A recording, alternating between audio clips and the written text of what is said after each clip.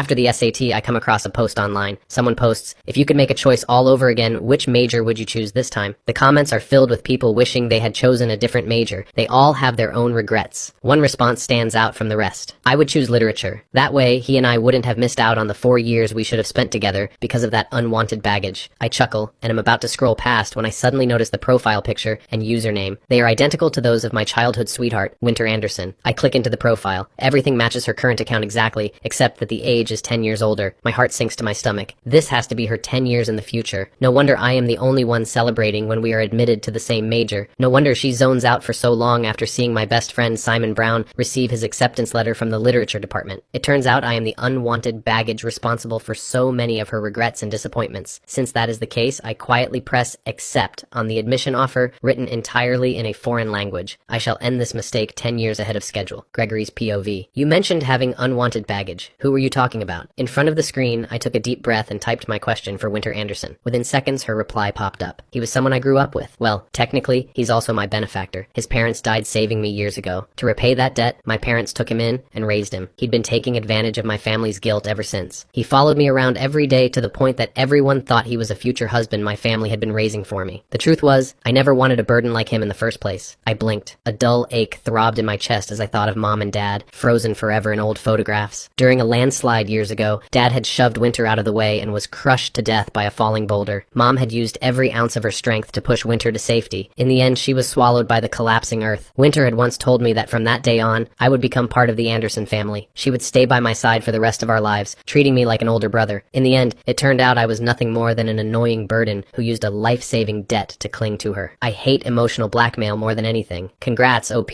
on finally escaping that nightmare. Forget the depressing stuff. We want the juicy romance. Tell us how you and your true love got together. Replies kept pouring in. After a long silence, Winter posted 2 short responses. It was simple. When that man and I were about to get engaged, I came clean. I told him that I'd already slept with the person I truly loved. My fingers began trembling uncontrollably. Wow, that's some main character energy right there. So, did the leech just give up? He didn't make a scene or anything? Oh, he did, Winter replied. But it didn't matter. I had leverage over him. The company he worked for belonged to my uncle. His grandma was critically ill and needed one final surgery. She was waiting on the last payment and I withheld his bonus. In the end, he had no choice but to let me go. Something inside me snapped. Even breathing became difficult. How could this be? How could Winter use the only family I had left against me? Then, how far have you and your current partner gotten? Another asked. Have you both settled down? Within seconds, a photo appeared in the thread. In the photo, 2 hands were clasped together, fingers intertwined. Matching bands gleamed on their ring fingers. My heart sank instantly. The mole on that man's hand was identical to Simon Brown's. That sapphire bracelet on his wrist was the very one I was wearing right now. The Anderson family had given Winter and me that pair years ago. They